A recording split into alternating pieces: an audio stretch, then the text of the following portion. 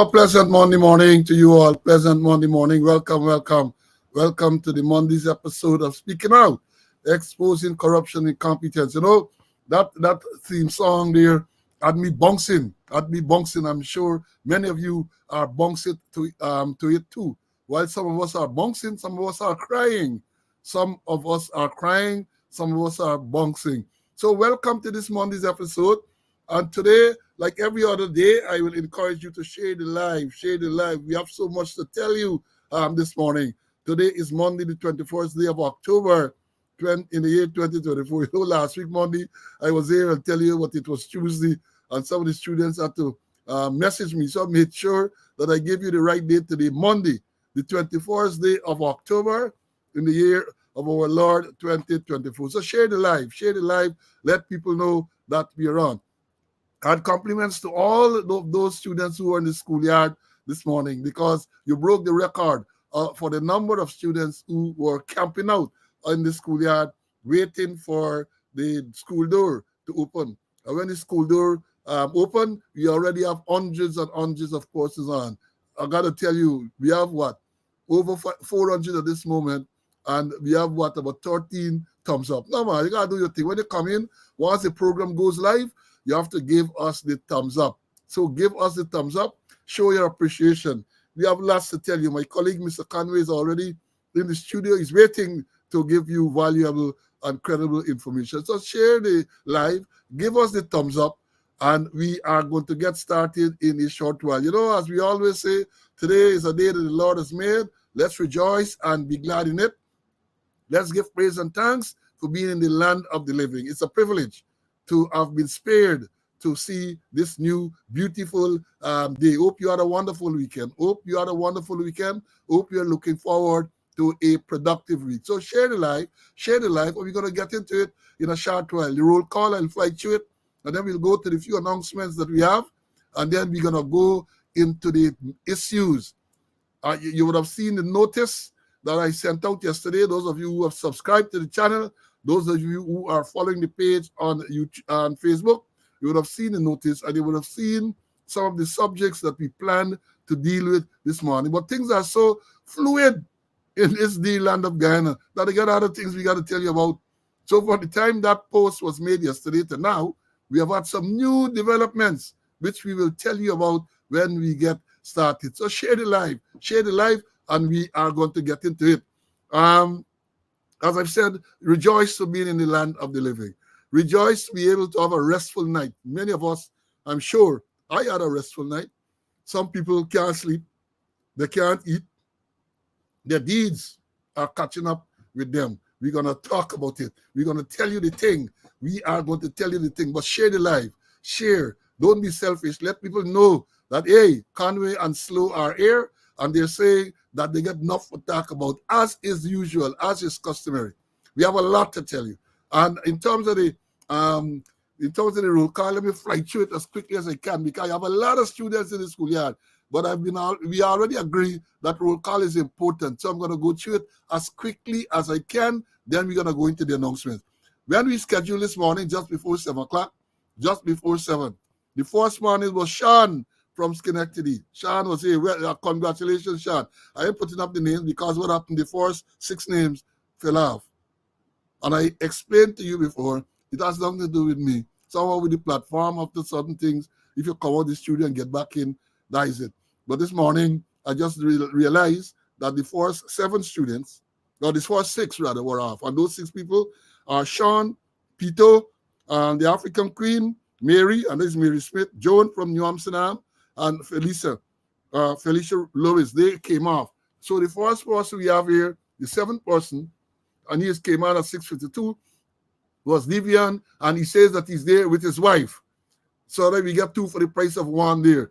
Then we have Patricia from New Jersey, Derek, Gavin, J. Key from Maryland is here, Barbara, Tessa from Florida, Raul, Peter, Carlton, my squad mate, he's in New York, Fergus, Winston from the UK, followed by Wayne. The UK students came in together. Wayne is also here.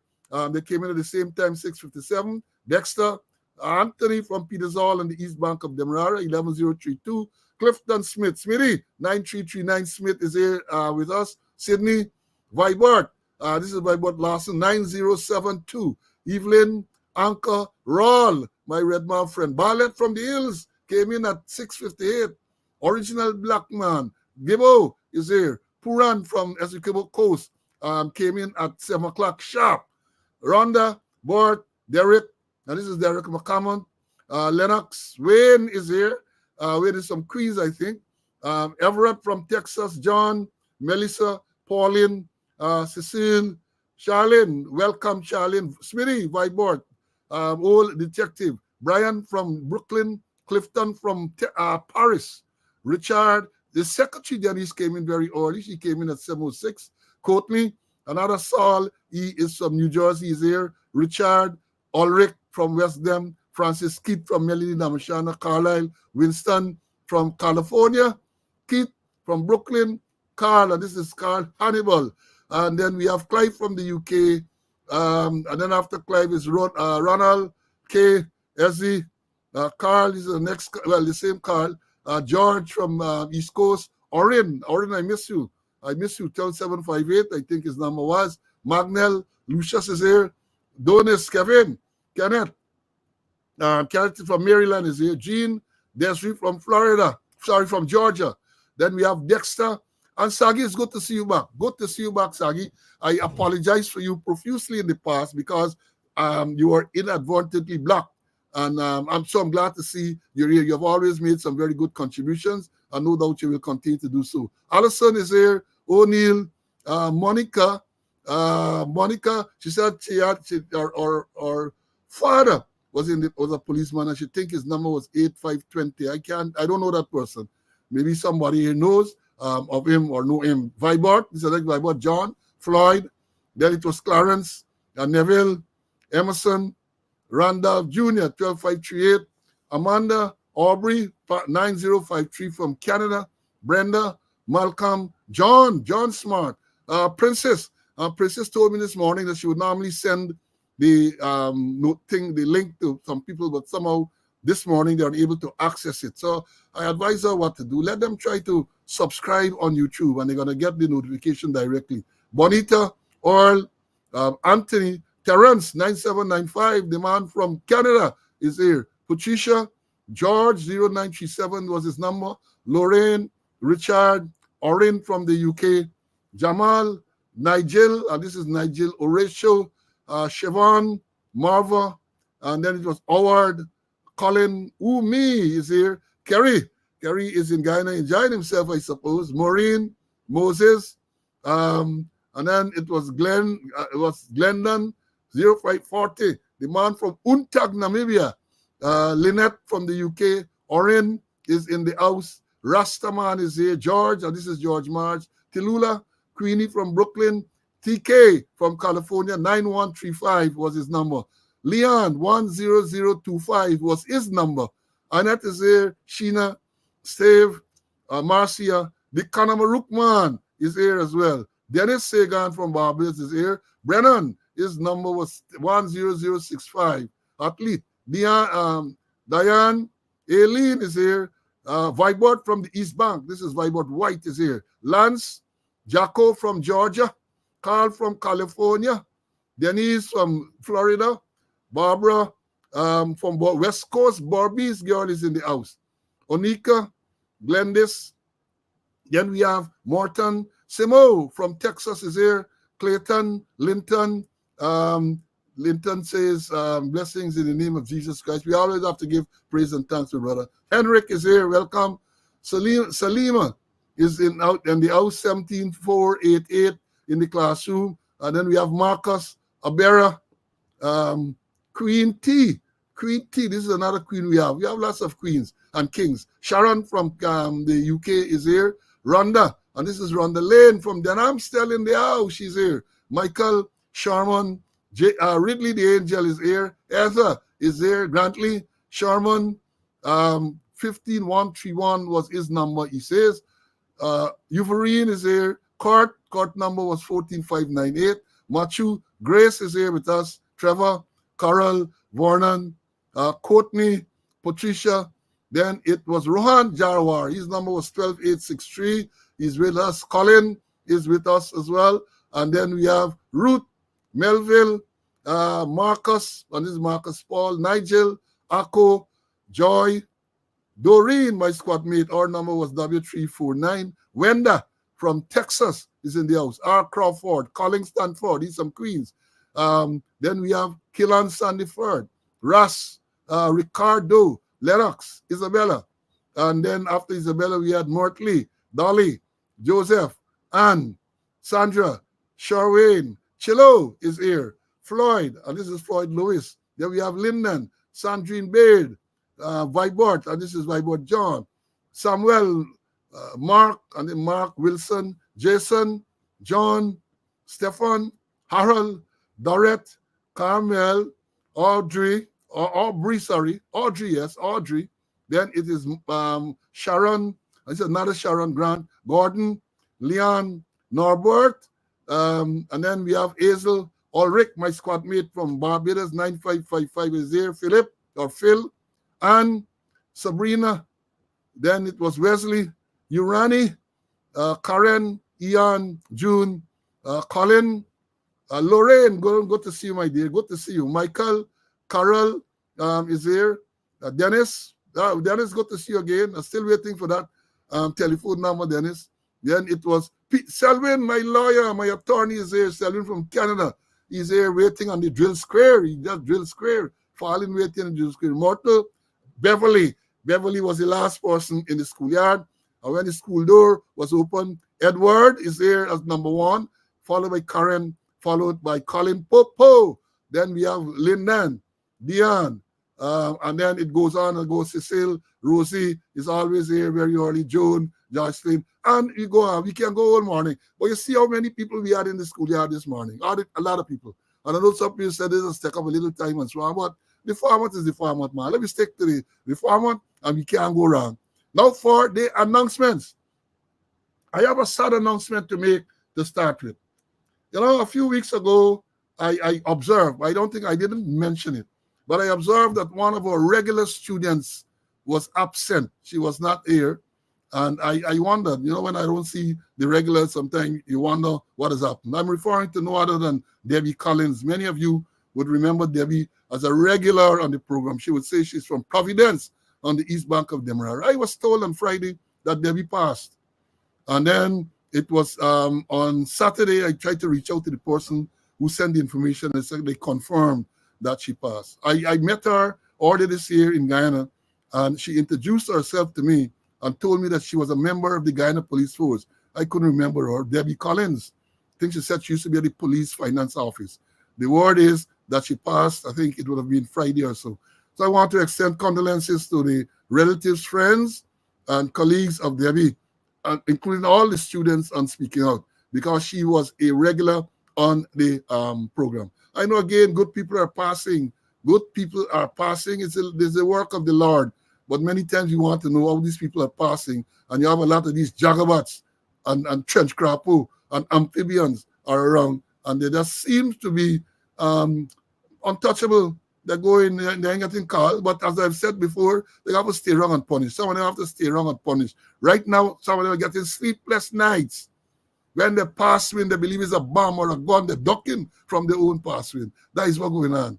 Your fart shall wake you. You know the old people say, your own fart can wake you. That's what's going on now. Their own fart waking them. And let me, well, I don't have any other announcements to make. You know about the cricket. West Indies lost the first one day against Sri Lanka. Rain interrupted Duckworth Lewis and the loss. I guess we all have to now say congratulations to the New Zealand women team. They are the champions in the women T20. They defeated South Africa. South Africa had a rough year. Good year and a bad year at the same time, in the sense that they reached the finals of both the men and female T20 and they lost. And then we had that enthralling game in India, where India, that Indian team was bowled out for 46. They were bowled out for 46. And they recovered because they set a good target. They set a good target, but they played against New Zealand. New Zealand bowled them out for 46 with all the stars. And then New Zealand made 400 and something. India replied with, I think, 4 something too. And then New Zealand had to make 100 and they made it with 2 wickets down and they won. So that is, by the way, of sports. For the people in New York and thereabout, sorry, you ain't getting what is called a subway clash because the Yankees are into the baseball final. But last night the Jets were defeated. So, yeah. I know we little sports, I know we little sports. Congratulations to all the winners. And again, condolences to the relatives, friends, colleagues of Debbie. And may she rest in peace and rise in glory. Let me bring up CC for us this start. CC, good morning. Morning to all our viewers, listeners. Pleasure. Praise the Lord that we are all in the land of the living to do God's work. We have a record number of persons there waiting, so let me don't prolong it any further, but just get on with it. Yeah, let's get on with it. Well, the breaking news, the first thing that I want to tell you about, many of you might not have seen or heard about it, but this morning, let me tell you what the breaking news is. Hold on. Bear with me. Watch with me a while. The breaking news this morning is that the Guyanese critic went to court. Let me read what HGP Nightly News is reporting this morning about an hour ago. They're reporting that Michael Rodriguez, widely known as the Guyanese critic, was Monday morning charged with inflicting grievous bodily harm. Rodriguez is accused of attacking Bobby's businessman Brian Prasad with a firearm while at the Mantra Lounge and Bar on September the 29th, 2024. Rodriguez has denied the allegations and was placed on $100,000 bail. And they say more tonight on HGP Nightly News. So the critic, who know everything about everybody else, the man accused him of assaulting him with his firearm. We saw the video circulating. So he's charged for inflicting grievous bodily harm. And he appeared in court this morning, handcuffed, and he was put on $100,000 bail. But hear this: the allegation is that he inflicted this bodily harm with his licensed firearm. That is what the allegation is. That he used his firearm to beat this man, bloodied. Somebody lashed in the head with a bottle. That's critic, and critic I think assumed that is what was being said. That is the allegation. I don't know. And he beat this man mercilessly, trying to put in the car trunk. Policeman turn up. We talk about it, a police sergeant, they kick it at the man, jewelry in the hand. And his explanation was that the jewelry just fall in the hand just like that. Right? Something. So he went to court this morning and he is put on bail. The question, however, is, since the firearm was alleged to have been used in committing this offense, have the police, because at the time when it would happen, they didn't take away the firearm, they allowed the man to go with the firearm. We saw that in the video. When the sergeant asked him to hand over the firearm, he tell the sergeant some nonsense. He did not hand over the firearm. So the question is, did the police seize the firearm since then? And have they initiated the process to have the license revoked? Because that is right away. You write him to show cause why the firearm license should not be revoked. Let me teach you all. You can't just take away the gun. The fact that the gun was used in the commission of this crime, it should be there as an exhibit. It should be lodged with the police as an exhibit. At the same time, the commander should write the critic and outline.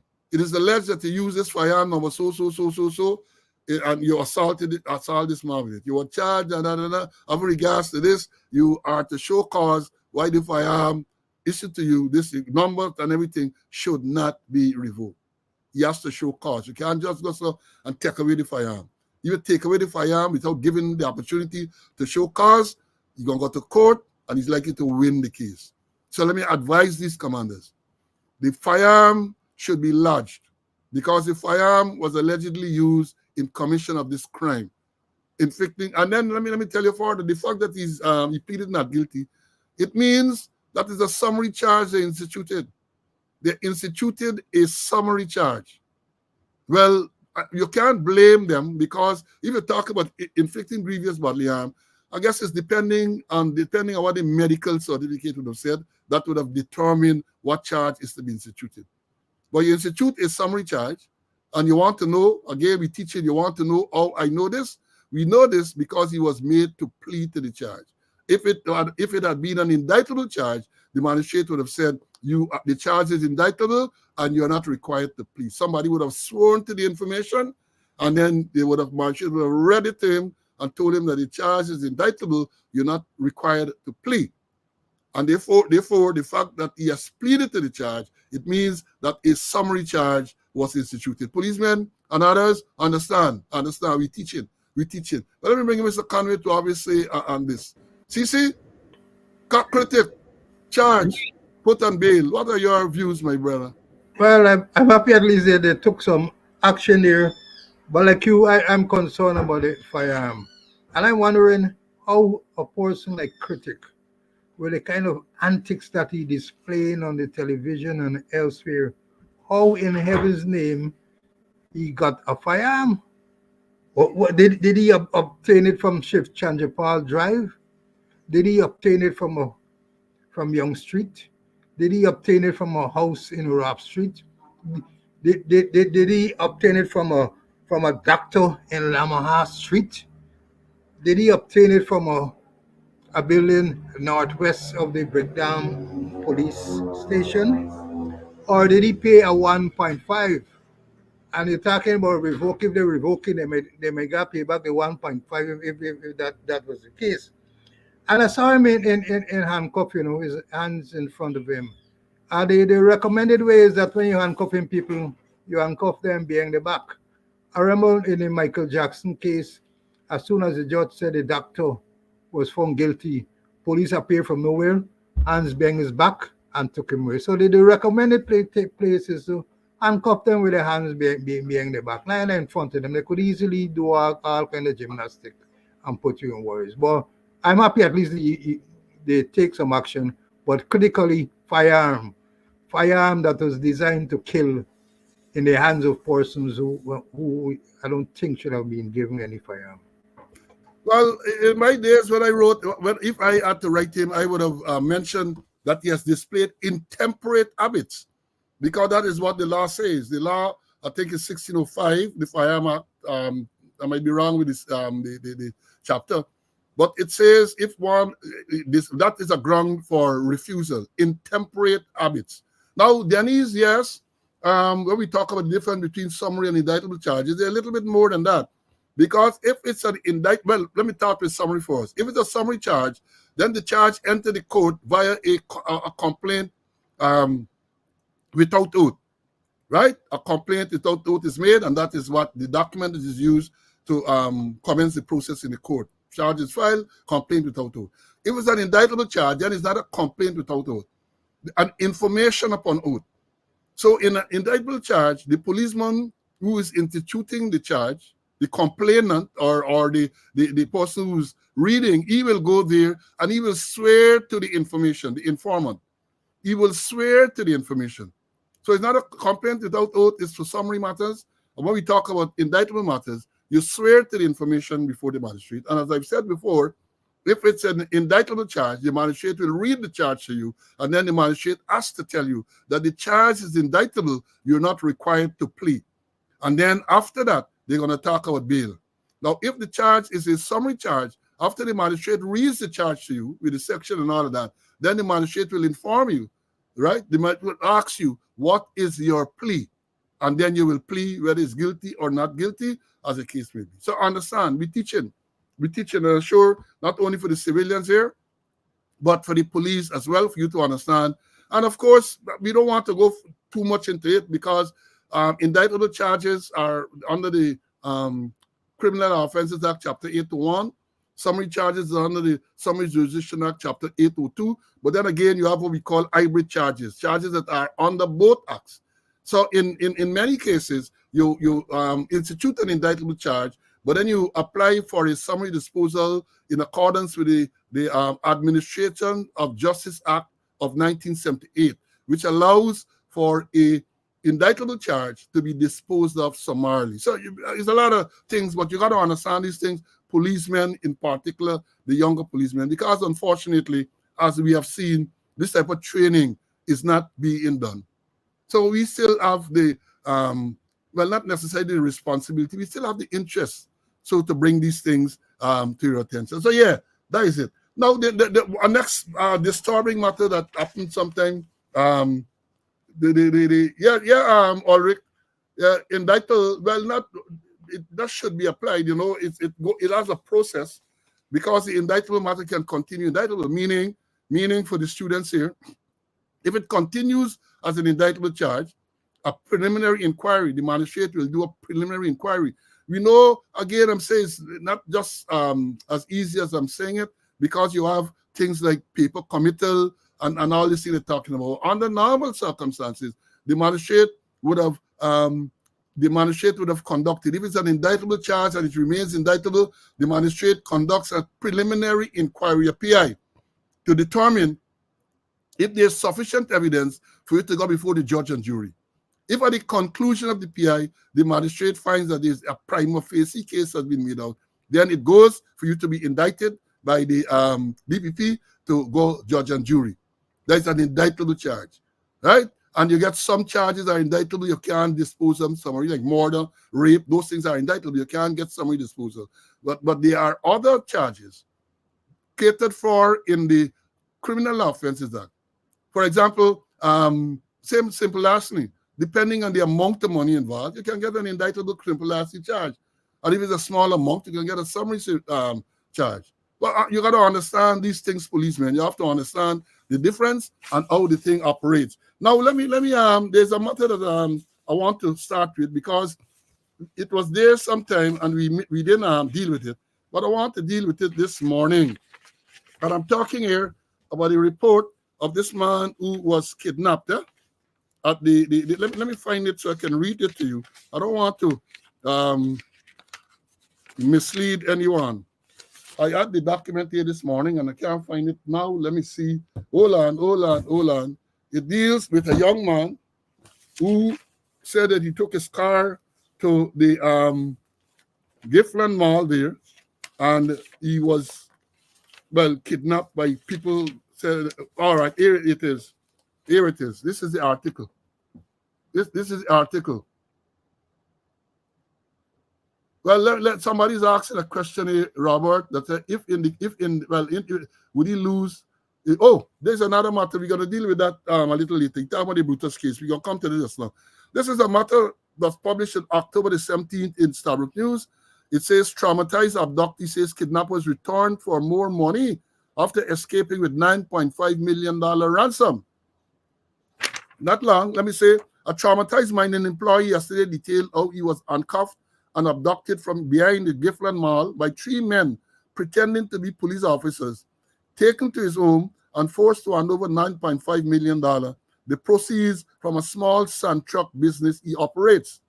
Kevin Feedcow, a 31-year operations supervisor attached to Aurora Gold Mining Inc., yesterday told Starbuck News that the man returned to his home the following day, demanding more money, but he had nothing else to give. It was after some time that he decided to report the matter to the police. Police yesterday issued a wanted bulletin for one of the trio, who they said had pretended to be members of the Special Organized Crime Unit when they abducted Feedcow. According to the police, 29-year, well, they call the name, I don't like call people names, just like that. They said that this man from Bel Air Springs was identified from CCTV camera as one of the men who abducted Feedcow on October the 10th. According to the statement from the police, Feedcow reported at around 12:30 hours on the set date, three men held him against his will at the Giftland Mall compound. They then took him to his home at Providence, East Bank, Demerara, where he handed over $9.5 million. Feedcow yesterday said the men also removed a network video recording. These are professionals. The man told Starbuck News that he was on his way to wash his pickup when he was abducted by the trio. He said the men claimed to be police and he asked for their identification, but none was provided. He added, we all know that this is Guyana. Quote, we all know this is Guyana, and police do not use, the police do abuse their authority. So having them to his, well, to do this wasn't surprising to me. However, I didn't want to resist the police, and then I didn't do anything wrong. So if they were, I didn't have anything to be afraid of. However, after handcuffing me, They then took me to my residence demanding money. During this ordeal, I noticed two of them had guns, so I tried to cooperate so as to preserve my life and the life of my family, end of quote. That is what the man said. Fitco further related that he has a small sand truck business which generates a cash flow for him. And at the time, he had $9.5 million at home, which he took, which the men took along with the NVR. The NVR is the recorder which records images. The following day, he said, the same man revisited in a police car and demanded more money, which he did not have. He said he eventually gave the men whatever loose change he had, and they left his home. Fito said that after some time, after some careful consideration about which station to report the matter to, he proceeded to do that. He added, I was traumatized, and so was my family, as well as confused, because police are meant to protect us, and I honestly didn't know what to do, because if I had shown up at the police station and the said perpetrators were present, who knows what they could have done? Who knows what they had planned for me that day? I'm very much afraid, and so is my family. And other damning allegations against the police. Let me understand this thing clearly. The fact that these men pretended to be police, well, I said pretended, or they showed up and they said it's police, that doesn't mean that they were policemen. They can be impersonators. One recall not so long ago at that bank, I think GBTI, just outside police headquarters, a man went there, a manager went there to deposit $10 million in the night, and he claimed that two men in police uniform rode up, two or three of them, and they took away, they robbed him of this money, and they escaped, they say, in some unknown direction. But this thing is worrying when these allegations are being made, right? And in the first case that I'm referring to, the $10 million, the police came out and said one man was arrested. And they are mum since then. They haven't said anything. They haven't said anything. We don't know if the men were in fact, or even the one man who was arrested was in fact a policeman. They're not telling us that. And now we have this thing here where the man is alleging that these men claim to be policemen from Suku. Well, if you're from Suku, you don't wear uniform. But then he asked for identification card and did not produce, which is not strange. When Romana and those ranks approached me on the Georgetown Magistrate Court on the 15th of October 2021, I asked Romana for his identification because he had on masks, and honestly, I did not know them. They claimed to be policemen. I did not know them, and was during shortly after the COVID time. So people were wearing masks. They all had on masks. And I asked for the identification. And you know what Romana told me? Romana said, do you believe that I will come and impersonate a police officer in the Georgetown Magistrate Court? I said, that's not the case. You're in civilian clothes. And if you're going to approach someone to say you're going to arrest them, the first thing you have to do is produce an identification card and identify yourself properly. I told him that. I know what he did. He then sent one of the ranks with him to his car to bring the identification. So here you have an officer who is at the Georgetown Magistrate Court to arrest someone. He's in civilian clothes, right? And he ain't get the ID. And when he's asked to produce his ID, they in the car. So this thing where the man said at Gipland Law, they asked him for, he asked them for identification card, and they did not have any. So it's not something unusual. But we say all of these things should be addressed. Policemen should be provided with identification card, and they should be trained that when you are in civilian clothes and you're going to make an arrest or anything like that, you have to identify yourself properly by showing the person, not giving them, by showing them your identification card. Because anybody can turn up and say, I'm a police, no identification card. So how do you know that? And even when you get an identification card, it has to be a proper document, and the person has to have an opportunity to confirm that it's not anything bogus. You're not going to give them your identification card, let me understand that. But at least you have to show them so they can read your name and number and all of this everything. So this is a worrying thing. And I would hope that they will address it. Right? Leon, the man said the second time was a police car. When he said police car, I don't know if he had the word police on it, or if it's a color cause it to be police car, whether that's flashing lights. You don't know, but he said that. And I would hope that in the course of the investigation, all of these things would have been inquired into to determine whether it was in fact a police car or some car with color similar to police. So we got to make sure all of these things are done. But it is very, very worrying. It's another damaging indictment against the Guyana Police Force. There are so many these days. Let me bring Mr. Conway to deal with that, and then we're going to move on to some nicer issues. See, this worrying thing about the man claiming that he was abducted by maybe kidnapped because a ransom was paid. What are your views, my brother? It's worrying, you know. And I recall, I think, coming out of the officers' conference, I think about 2 years ago, where they said that the president said that the cameras, Safe City, will replace boots on the ground. And here's a case where a man was kidnapped, claiming that the persons who said they were police went back, they were police vehicle. So what is happening with the cameras? I mean, they can't get boots on the ground because the extended squatter said that he is getting difficulty recruiting persons and retaining them.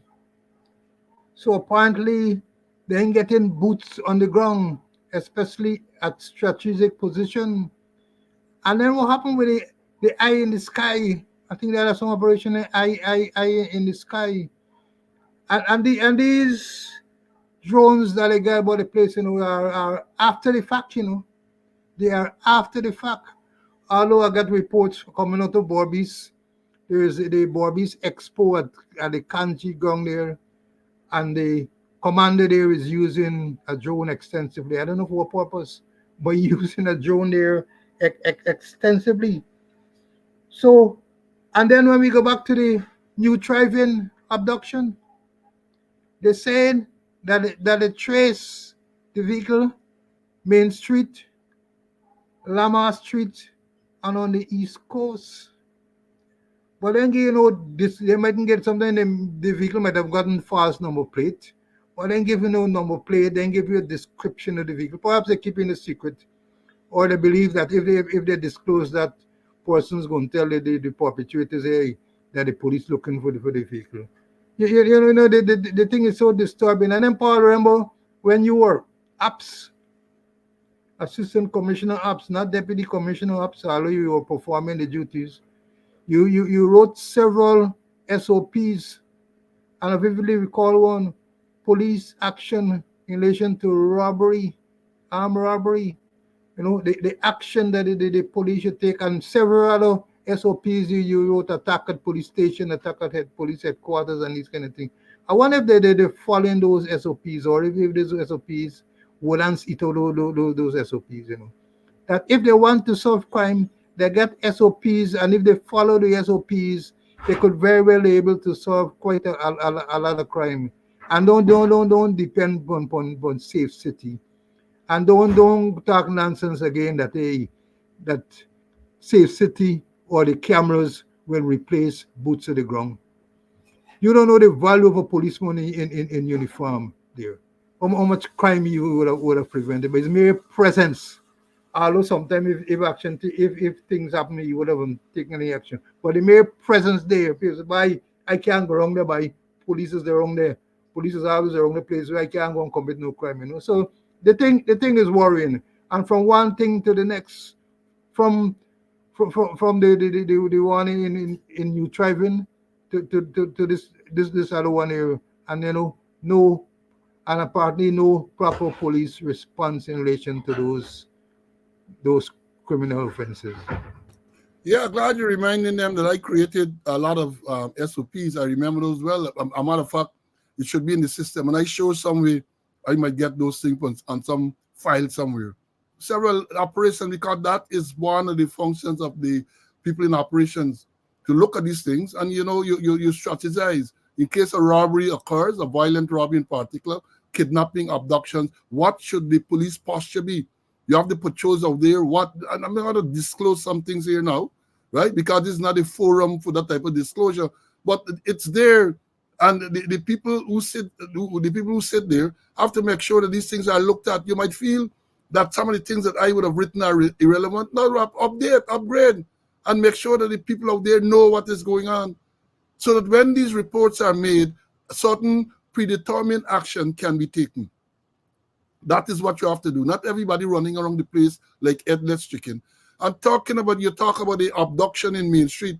And that too, the man has not been found as yet. So I guess we got to presume that he is dead. And that has gone cold. You don't know anything about it. 7 persons were charged with abduction. And I said on this program before, I am surprised that they were granted bail. These men are charged with abducting someone, and that person has not been found. Based on the police operation, they believe that the person is dead. And when you go to court, they put them on $500,000 bail each. So they go and I show the post bail, and they're out there. This can't be a real country. Ghana cannot be a real country. That is sufficient grounds for bail to have been refused. In that the person who is alleged to have been abducted has not been found. And they even said in the pleadings that the man is might be dead. So how are you losing this man? How are you losing these people on bail? So quickly, at least. So quickly. They appear, the second 5, the first 2 appeared. That's what made it even more ridiculous. 2 were charged with the same offense. They were remanded to prison. And then 5 others turned themselves in, and they were subsequently charged. The first 2, they discontinued the charge against the 4th 2 and charged all 5 of them jointly. Nothing is wrong with that. But now you've charged them jointly, and they're released on bail. So why was the first 2 remanded? Why were they remanded? A lot of strange things are happening. A lot of strange things are happening. Right? So the man who, what they call Brick, must be a month now, close to a month since he was abducted.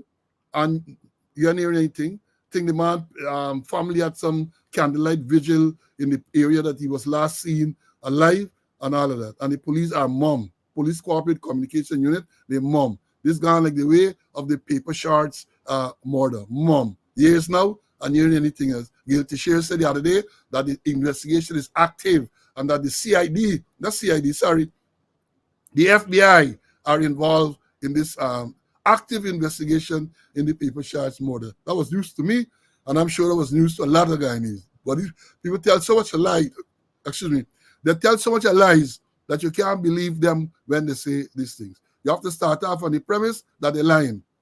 You have to assume that they're lying until you're proven otherwise. That is what is going on. That is what is going on. But let me move on, my fellow Guyanese and the students and my colleague here. We're going to talk about this Brutus matter now. For those of you who perhaps are not aware, Calvin Brutus, Assistant Commissioner of Police, was in charge of administration. And I'm going to read some of the filings. Like last Friday, he appeared in the court where he was seeking permission from the court to leave the country. I understand it is alleged that on a previous occasion, after he was sent on leave for this investigation, he attempted to leave via Timeri, and he was prevented from doing so. So he moved to the High Court with an application for permission to be granted for him to leave. His wife, I say his wife has to go overseas. She is pregnant to get medical treatment, and he wanted to accompany her, and the judge denied. But here what transpired in court, I can read from News Source of October 18th, 3 days ago. Here what the News Source article says, and I tell you, I don't get mixed up with News Source and Newsroom. News Source is from the reputable journalist Gordon Mosley. Newsroom is a propaganda arm of the current government, right? So here we go. In a startling revelation in response to a court action filed against the government and the police force by Assistant Commissioner Calvin Brutus over the money laundering probe against him, the head of the Special Organized Crime Unit, Assistant Commissioner Fazil Karimbash, has told the court that investigators discovered a total of $500 million in 9 bank accounts linked to Mr. Brutus, his wife, and his toddler son. In court documents, the head of SOCU said the money laundering probe of Assistant Commissioner Calvin Brutus involves approximately $800 million and encompasses 240 pending charges. Let me read about, in case you believe or read wrong. Karimbash is telling the court in a court document. He says that the money laundering probe of Assistant Commissioner Calvin Brutus involves approximately $800 million and encompasses 240 pending charges. It goes on. In a sworn affidavit presented to court, the Soku had explained that the ongoing money laundering and investigation against Brutus has revealed 9 bank accounts linked to the assistant commissioner, his wife, their son, and companies owned by them. The head of Soku indicated that 8 of the 9 accounts have since been frozen by the court following an application by Soku as part of its investigations. The only account that was allowed to remain active is an account through which Mr. Brutus is paid a salary of just over $491,000 by the Guyana Police Force. He continues to receive that salary as he is on administrative leave, which was triggered by the probe. The head of Soku revealed to the court that one of the accounts was in the name of Kaitas General Contracting and Holding Incorporated, which is a company owned by Mr. Brutus. 2 other accounts belonging to 2 companies owned by his wife, Andanika Alder. 2 others are owned by Andanika Alder. There were 2 accounts listed in the name of his toddler son and 2 accounts listed in his wife's name, while his name was attached to 2 accounts also. The company owned by Assistant Commissioner was first registered just over 2 years ago, while the companies owned by his wife were both registered last year. The account carrying the name of the company owned by Mr. Brutus, Kaitas General Contracting, had a balance of $56 million, while the accounts belonging to the 2 companies owned by his wife, South Quarter Contracting and AAA Depot, had a balance of just over $352 million. The 2 accounts bearing the name of the couple's toddler son have a balance of just over $14 million. According to the head of the Special Organized Crime Unit, one of the companies owned by Brutus's wife, was used to provide goods to the Guyana Police Force, the Guyana Police Consumers Co-op Society Limited.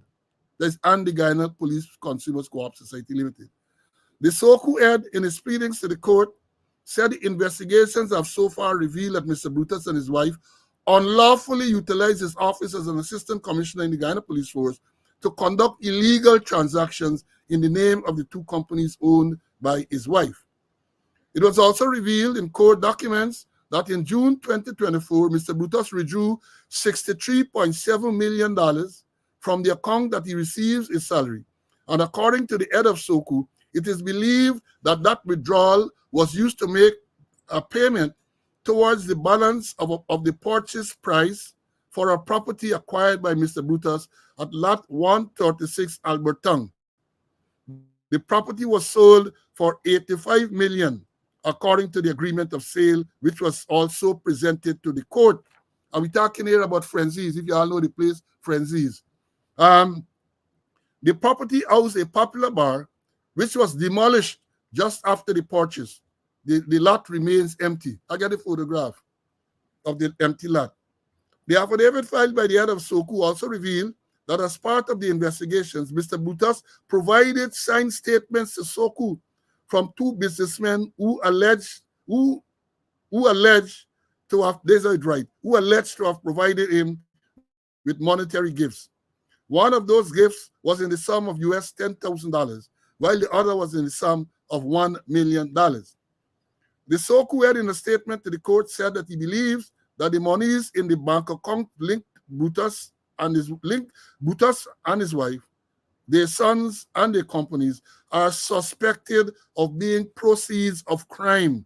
And he further suspects that the assistant commissioner colluded with his wife to commit serious offenses that have been found to be in contravention of the Anti-Money Laundering Act. Brutus filed a constitutional motion in the courts against the government, the police force, Soku, the Police Service Commission, over the money laundering investigations against him. Earlier this week, the Special Organized Crime Unit revealed that it has recommended dozens of charges in the matter, but continues to await the advice from the Director of Public Prosecution. This morning, that is Friday morning, the High Court denied a request by Mr. Brutus and his wife to leave the country for a medical trip to the United States. I said a lot there. I said a lot. So we're gonna go through it. Let me get Mr. Conway for us. We're gonna go through and we're gonna analyze this report. We have a lot to say about it. CC, I've just read the report or the release from news source, Gordon Mosley, on Friday, I think it was. And let me hear you analyze this statement, my brother. Go ahead. All right, let me make an overall thing. It's staggering that all this money transaction, and you want to know whether the banks were complicit. All this money, there's no red flag no way along the line, and even the police too. All this money is circulating there. I prefer to be a toddler. All this money transaction going on there, and not a red flag. Nobody picking up anything. Something is definitely wrong. You know, people got to be complicit. What were the financial unit, financial intelligence unit? What were they doing? What were the banks doing? Nobody in picking up all. Nobody in pick up anything. It's staggering. And then ALM cash withdrawal. I wonder if they're using the liquid cash or they had checks so that they use check because they don't want no paper trail. So is this so disturbing that here is it? We have certain built-in facilities that's supposed to do certain supervision. That's supposed to oversee money transaction, particularly as it relates to money laundering, and nobody in pick up anything. It's only because Paul, me and you, we were talking constantly about these allegations that Suku and others get involved. If we had remained silent, that would be gone under the unsolved crime carpet. But it's staggering and it's disturbing. This staggering and disturbing. Let me, be teaching, and I see a comment here from one of the students. Let me put it up. The student is saying, if a person is not, well, entitled, they say entitled to plea, then that person will remain in custody or remanded as they are denied bail. That is not so. A person can be charged indictably. The magistrate will tell you that you're not required to plead, but the question of bail you can still be put on bail. So understand, this is teaching. I'm not knocking this person. I'm just saying the person is ill-advised and ill-informed. A person who is charged with indictable with a charge, unless the indictable charge it says that you can't, like murder, for example, and treason, you don't get bail, just like that. But all other indictable charges, or most indictable charges, the magistrate when you're not required to plea because the charge is indictable, the question of bail will be considered. The fact that it is indictable doesn't mean that the person will not be granted bail. So can they be advised accordingly? Now let me move on to continue to analyze this statement or the release, the news article from Gordon Mosley. Now it says in the second paragraph, in court documents, the head of SOCU said that money laundering probe of Assistant Commissioner Calvin Bruce involves approximately $800 million and encompasses 240 pending charges.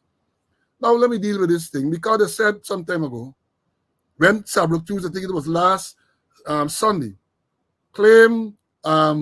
spoke about it. First of all, they had an article to say that they have discontinued some investigation, and Sabrok News, let Sabrok Soku jump out and say, no, this investigation has concluded, Soku.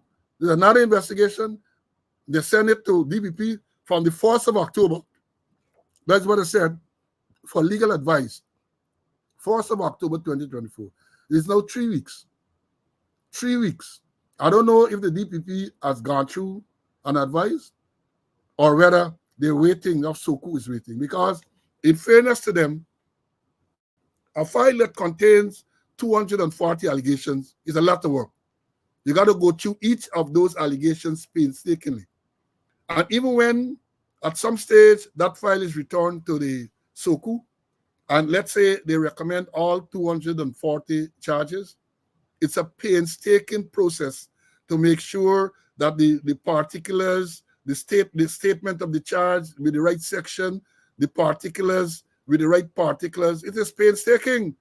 And you don't want to rush them for them to make mistake, and then later on you're gonna say they did that deliberately because they want the man to walk free. So it's a painstaking process. Nevertheless, I find 3 weeks, because remember, they sent this thing on the 1st of October, and they were mum, they did not say anything. It is not until Stabrook News wrote something about it, then they came out to tell us, and they are the ones who talk about transparency, They are the ones. They came out to tell us that this file was sent to DPP, filing the documents and so on, sent to DPP. 3 weeks now. Last week, Thursday, the vice president spoke about it and said, from what he saw, what I know, I see, like he been at DPP's chamber and he see the file too. But he said from what he saw, a lot of offenses, a lot of laws have been breached. Something to the effect I can play it. I don't want to misquote them. That is what the VP said. And it's not alleged to have said, because we have the tape with him saying so. Right? We're going to come to that a little later. 240 pending charges. And I made a note here. Let me tell you about it one time. Let me go on a little first. I want to give you some more information before I tell you the note that I made. He said, in a sworn affidavit presented to the court, the head of SOCU explained that the ongoing money laundering investigation, remember them same people are saying, is there no money laundering? They talk about some financial impropriety. When we talk about money laundering in relation to the $16.5 million that was that deposited to the police credit union, they come out and say nothing to do with money laundering. And I want to know what happened to that investigation. See, we got a receipt, $16.5 million deposited and returned, right? They say, so what Soku now is saying in a court document, an affidavit by Karim Bash, the head of Soku, right? That he explained that the ongoing money laundering investigation against Mr. Brutus has revealed 9 bank accounts linked to the assistant commissioner, his wife, their son, and the company's 9 bank accounts. Let me show you them, because it's a public document. Here are the bank accounts, folks, with all the number. This is a court document. This is public document. So nobody can leak this to Sloan Conway, because they like to say things are being leaked. This is a filing in the High Court.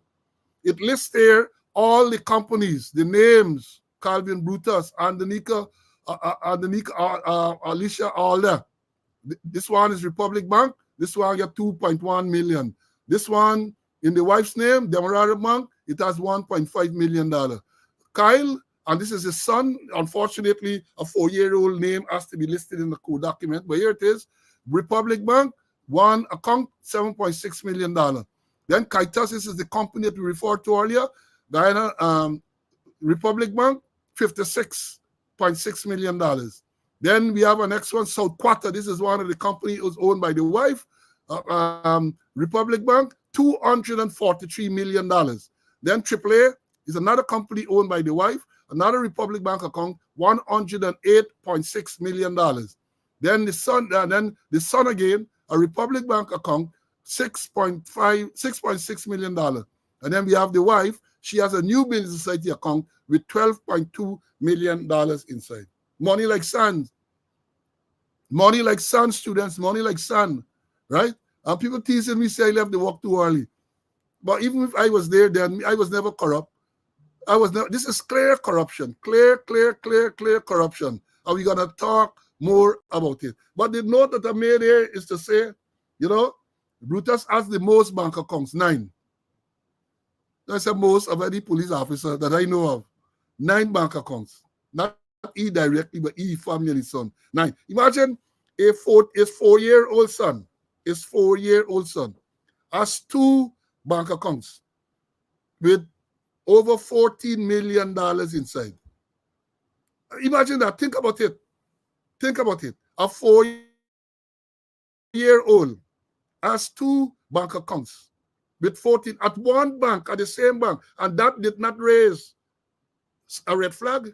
That a 4-year-old has 2 bank accounts with over $14 million inside. Where you walking? How this money reach there? Right away, the system is to some extent at fault. Because these things should have been flagged since he made a deposit. He said that he made a deposit in January of $46.4 million. This thing should have been flagged. Because I will assume, based on all the court documents, that the other money been in the accounts before. So why did they wait until this $46.4 million to alert the Financial Intelligence Unit? Something is wrong with this whole process. And that is why we will continue to say that SOCU is incapable of conducting a proper investigation into this matter. We're going to talk some more. So Brutus get the most bank account, 9. You get the most money, assets, $800 million. That's what the code documents here. You get the most property. Got to show a lot of property you get all over the place. This one where they say at the corner of Albert Street, I think it's Albert and what street it is? Albert and let me see, Fosha is the part east. And then the street, I think it's Fifth Street or something like that. Yeah, I know talking about him. He's a countryman. But it's right at the junction there. And it's one of those funny junctions because you have Albert Street running north to south. And east of Albert Street is Fosha Street. And west of Albert Street, I think it's Fifth Street, Albertown. The property is right to the corner there, Fifth Street, thank you. It owns a very popular bar, Frenzy's Bar. The man buy the property, that is what they say, according to the document. This is not I alleging this. The man bought the property, they said the property was for $80-something million, and he bought it, and it was demolished. And the thing is, during the course of the demolition, police had to go for black traffic and all this type of thing. And let me go on. So you get the most bank accounts, you get the most property, you get the most money. He wanted to be the most senior because he said that so the police service commission give him seniority above all the other people. We're going to talk about that at some time. And then now he can get the most charges, 240 they say. And even if they come halfway there, it's 120, still get the most. So he's a man of the most, the most bank accounts, the most money, the most property. And now he wanted the most senior position in the AC ranking. Now he's going to get the most charges. And I'm waiting to see what the charges are, the number and what the details are. And again, when it happens, we can come here and we are going to analyze it. We're not going to allow you students to be wondering what the implications are. We are going to analyze it. We are going to analyze. But let me move on with the same statement. See, she can come back in just now. So Gusta, the only account that was allowed to remain active is the account through which Mr. Brutus' salary is paid. He had a salary of $491,000 Guyana a month. Let me call them 2,500 US man. Let me give you the easy calculation. Getting $500,000 a month. He said in a document, in his filing, he don't spend his salary. Because you get free house, you get free food, you get free everything. But even if you do the maths, he's assistant commissioner of land now, 4 years. Because you get promoted in 2022. Even if they made it retroactive, no, he said they make it retroactive for some years. So he then this rank now 5 years. Count to me sums, not maths, sums. Count to me sums. You get $500,000 a month.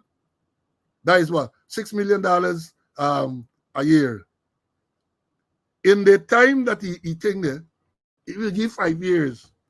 Right? 6 5s, 30. It would have been 30 million. The man bank account, they say, had 50-something million and all that other thing in it. And he reduced some 60. I'll go into it. We can go into it a little with 400. And then they said the company owned by the assistant commissioner was first registered just over 2 years ago, while the companies owned by his wife were both registered last year. Not so. Not so. I have the receipt. Look at it here. This is a company registered to Brutus, to Mr. Calvin Brutus. Look at the signature here. Calvin Brutus. The company name Kitas or Kitas, look at here. It was registered on the 28th day of June, 2023. Let me go back. Watch it for yourself, man. I'm presenting the evidence. I am presenting the evidence. Kitas, General Contracting and Holdings, Inc. And they get all the shares and all this everything. Look, the name. Calvin Brutus of Lot 28, Aslington, East Coast, Demerara. This is his signature. I am familiar with it. And look, the date, this dated this 28th day of June 2023. The only thing they may say is it 31st of June. If you had left it to the extended quarter, you would have said it 31st of June. And then look, one of the companies registered by his wife. This is the thing. June again, look at there. First registered date, 24th of June 2023. So you got one wrong, my brother. You got one wrong where it said 2 years ago and all of this everything. You said it was registered last year. Sorry. The one owned were both registered last year. You said the company owned by the assistant commissioner was first registered over 2 years ago. Not so. It was registered last year. While the companies owned by his wife were both registered last year. That is correct because it was registered June 2023. So my apologies for saying that it may not have been registered then. But there is what you have, right? And then let me go on. They say the account carrying the name of the company owned by Brutus, Kaitas General Contracting, had a balance of just over $56 million. I'll show you that. While the accounts belonging to the two companies owned by his wife, South Quarter Contracting and AAA, had a total balance of $352 million. We show you that just now. The two accounts bearing the name of the couple's toddler son have a balance of just over $14 million. You saw the evidence there again. According to the head of the Special Organized Crime Unit, one of the companies owned by Brutus's wife was used to provide goods to the Guyana Police Force, the Guyana Police and the Guyana Police Consumers Cooperative Society. So this is the thing. We talk about the conflict. I spoke about it before. They're not listening because of who the messenger is. They must sit down at admin.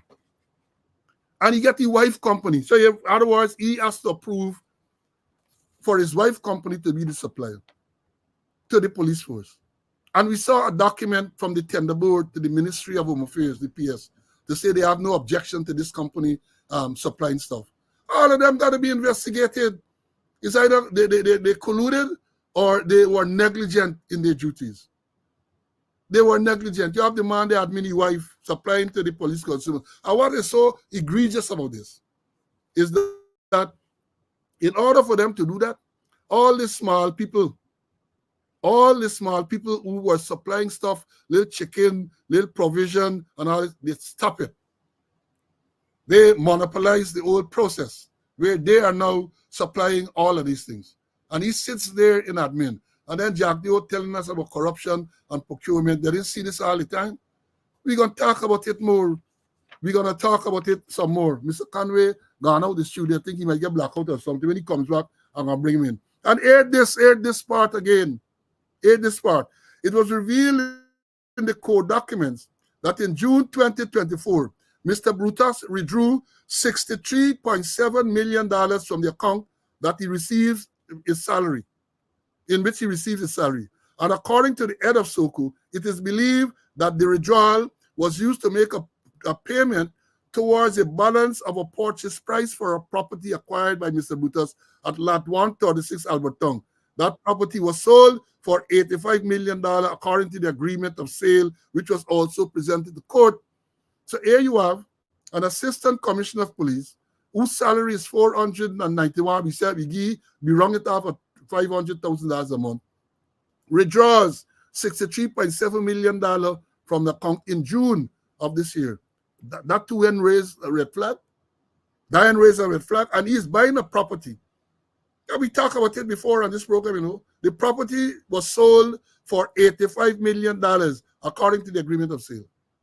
And they say in June of 2024, he withdrew $63.7 million from the account in which his salary is paid.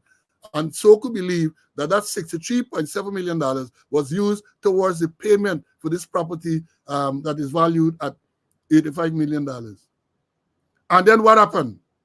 The property, this was a going concern, as they would say in accounts and so on. I mean, they didn't teaching you, they taught me well. A growing concern. In other words, it was a property with an established business that was a very popular watering hole. The man bought the property and demolished the property. Broke them down. And in the process of this breaking down, I'm getting real, you know, hold on. in the process of this breaking down, police in uniform had to go there to stop traffic and to direct traffic and all of that. Police, abuse of power in the office. And they're talking about corruption. Now, let me, Mr. Conway is here, so let me allow him to come in now and get little button and so on. Let me bring in. CC, I have said some things here. I'm sure you would have heard me. See, you were out of the studio for a little while. What are your views now before I come back and go on, man? You have to analyze this thing carefully. Your views, my Yeah. brother.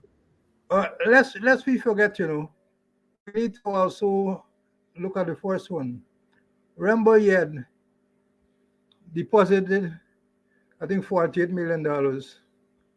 The teller accepted it, and then the bank, surprisingly, I think maybe this must be the only occasion that they acted, put up a red flag, and informed the financial intelligence unit.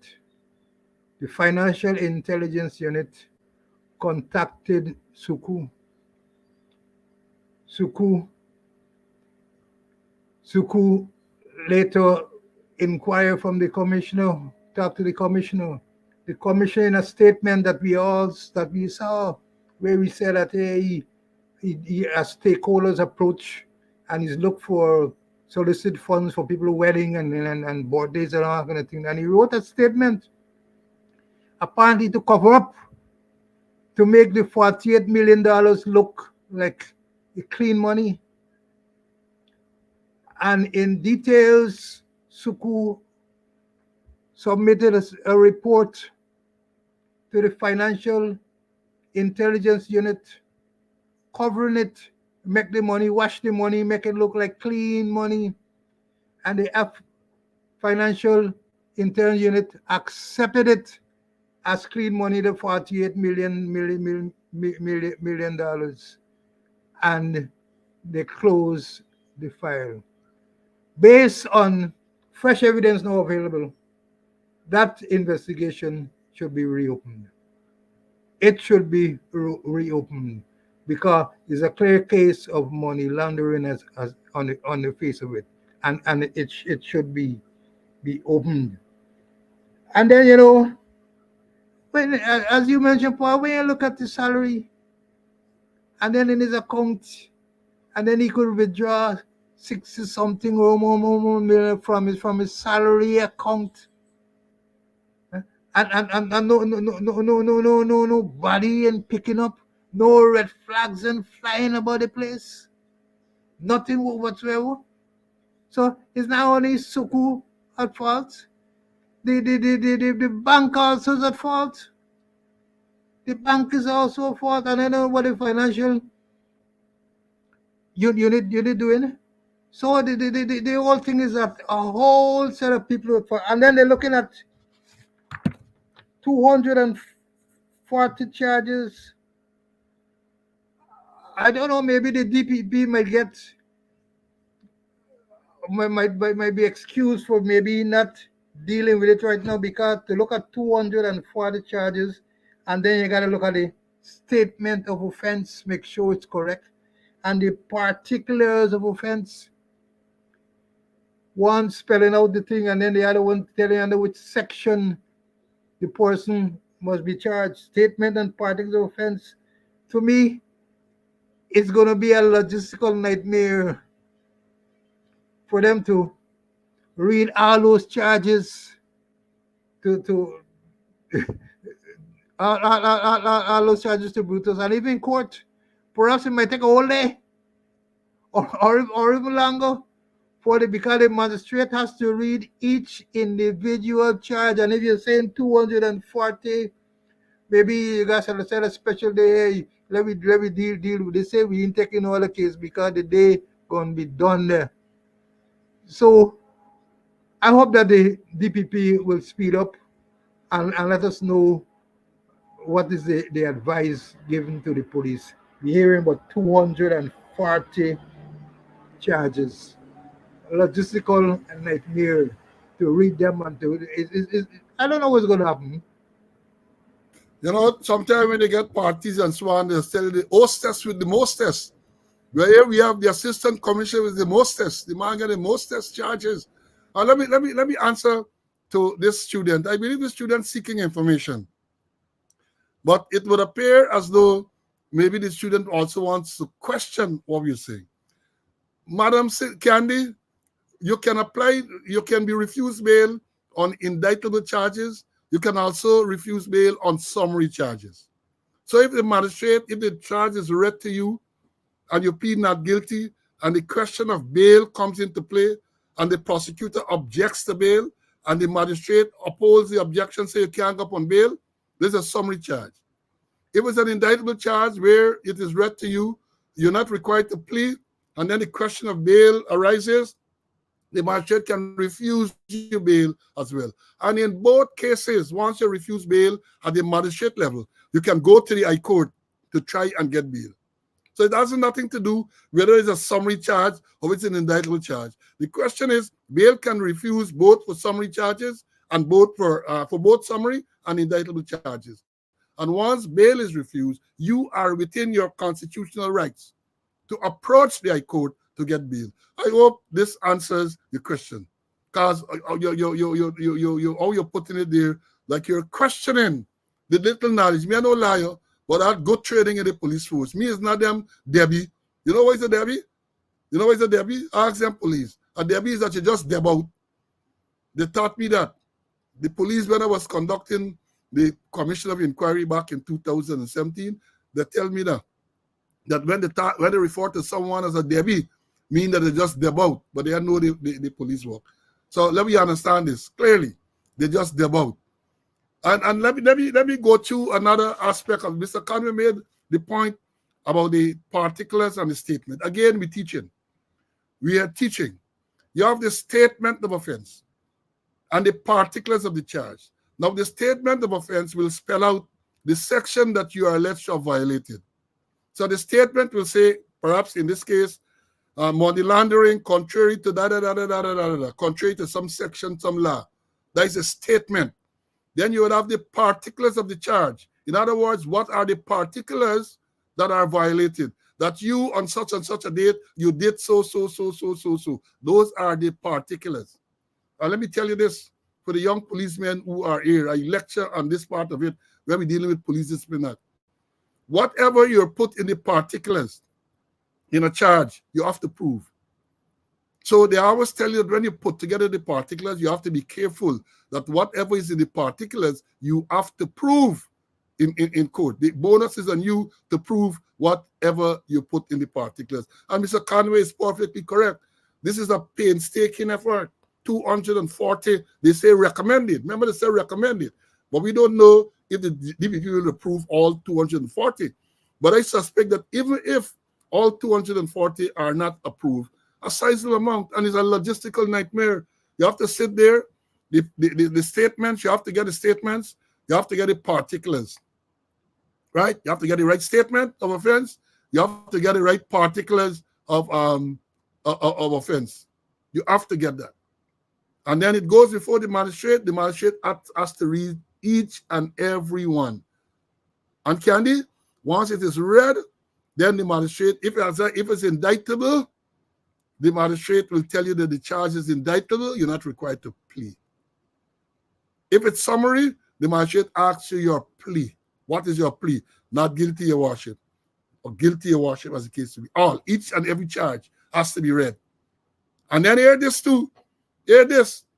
There is a possibility of the man and the wife being charged either separately or jointly. So that complicates things more, because I suspect that even if they were to be charged jointly in some of these cases, some of the things are charged separately based on what Soku is saying. Because Soku is saying he uses office as an assistant commissioner. But she can't use the office. He used the office as an assistant commissioner to commit crimes. That is what they are alleging. That is what they are alleging. So I see somebody put Trevor was once. Trevor was a good fraud investigator. You need people like Trevor. You need people like Danny and all of these people, right? Yes, the particulars are the element of the charge. That is what we are accusing you of. But then the particulars has to be matched to the statement, which is the law that you are alleged to have broken. And let me continue.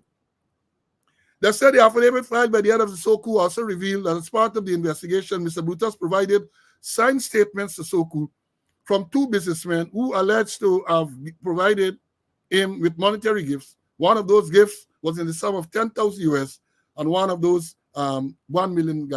Let me I'm going to analyze this and I'm going to bring Mr. Conway.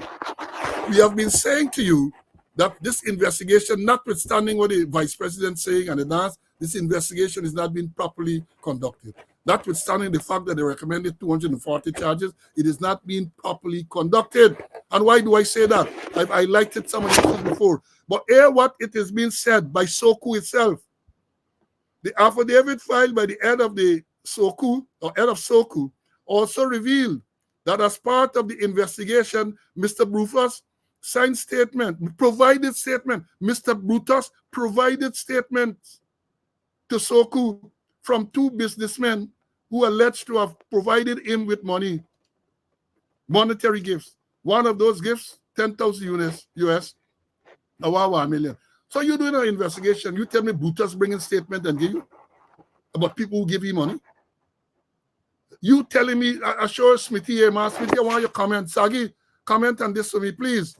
You are doing an investigation, and the person that you're investigating, according to what you were saying in court, he brought statement from two people. One of them said that I give $10,000, and the other one said that I give $1 million. He, Brutus, the person who's been investigated, provided, that's what I use. Let me read it again. Mr. Brutus provided signed statements to SOCU from two businessmen who alleged to have provided him with monetary gifts. What type of investigation is that? What type of investigation in that the person who's investigated? From the time he said that he got gifts, you as a proper investigator will find out from him from whom these gifts were received. Monetary gifts. All gifts to the matter were monetary gifts. And when he tell you the name, you, the investigator, has to approach these people and question them. Not he bringing statement to you and tell you that. That's what I'm saying again. We got to analyze these things. Because the vice president and them sit there and they try to hoodwink people. But given our training and our experience, we're going to dissect all of this.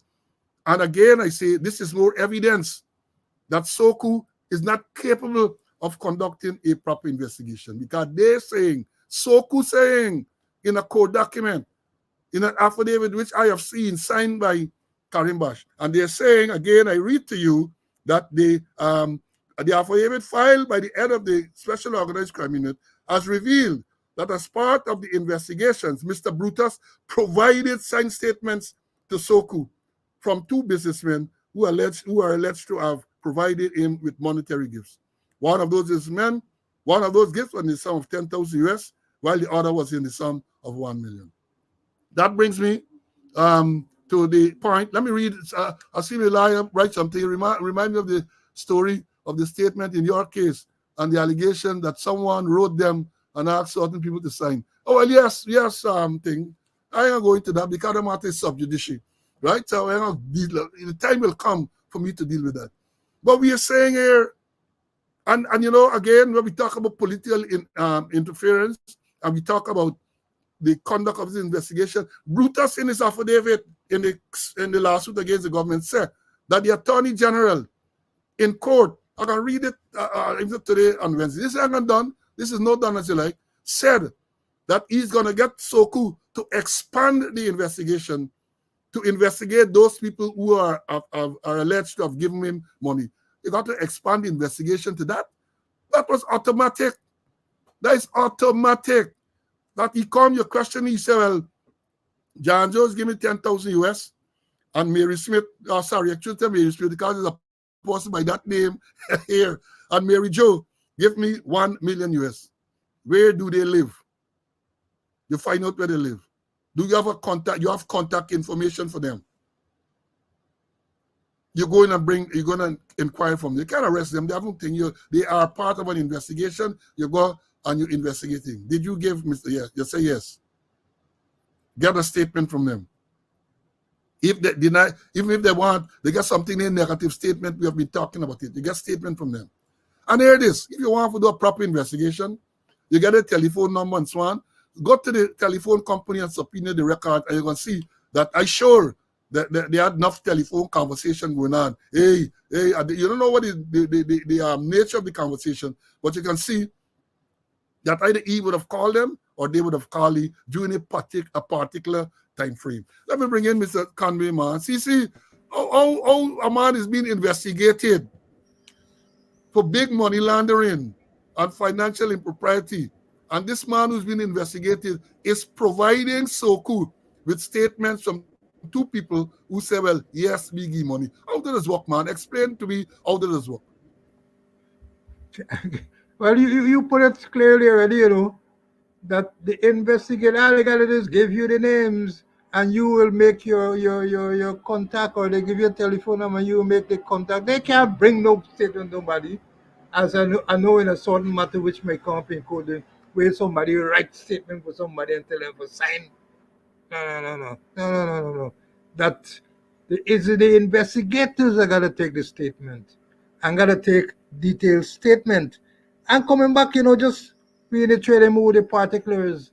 And even if we talk about statement offense and particular offense, and remember the particulars, you got to use the words that are in a law volume. The words that are in a law volume, there you can't manufacture your own word or try to use fancy English.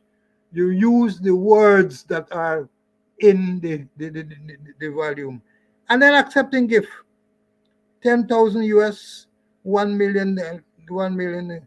If it's not criminal, let's say we forsake why it's not criminal, there is a code of conduct talking about accepting gifts and other things. I think it was during Desmond High time. The order that when you accept certain things, you have to declare them, and you have to declare, and even and you have to declare. You know what? And people give you gift. Is it a quid pro quo? Is it something for something? Yeah? Or they will give you gifts and they will expect preferential treatment. They don't give this guy, they don't give gifts just so. They come back for some things. Or is it gifts for firearms? Is it gifts for firearm license? And there's a part where Suku not investigating because there are allegations that you pay 1.5 and you get your firearm. There's the starting point. I think they investigate that part. This is whole investigation got to be wide, and that's what says Suku cannot do it. It's wide ranging. It's wide ranging. Firearm, money for firearm, 1.5 the starting point. And don't tell me the man give you gift and then you just take it and say he is a car. No? The regulations say you have to declare. And in integrity commission talk about declaring thing, public servants declaring thing there. So what they writing that they accepting, is they only tying up themselves. But making the point that Suku cannot do a proper investigation in this matter. They're going to only do tap thing. They can't do a proper investigation. We need other persons, perhaps overseas persons, to come and do the investigations. And they have precedents before. When it's alleged that Henry Green had committed rape, they bring people from Jamaica. They bring people from Jamaica to do the investigation. And then when the people shots, they talk about a bogus thing that are they harass people, they come there. So there are precedents that people from overseas can come and do the investigation. Bring in the FBI, bring in the Canadian Royal Canadian Mountain Police, bring in the British people. Let's have a proper, credible investigation. Let's have a proper, credible investigation. See, this investigation is being done tap. We got people all over the world, they're going to say tap.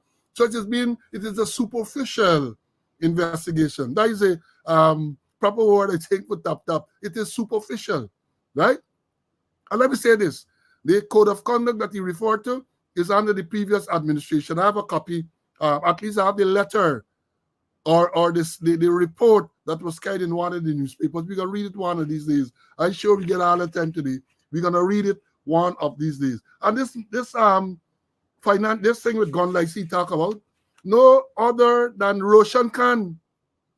And Roshan cannot, they can't say that Roshan Khan is anti PVP. Roshan Khan is in the bosom of the beast, and he's talk about money's being paid. He spoke about it on his program of it here in the raw. He has a program in the raw. Roshan Khan spoke about money is being paid for gun license. He made application. He said, "Yeah, get," and you know people who get enough.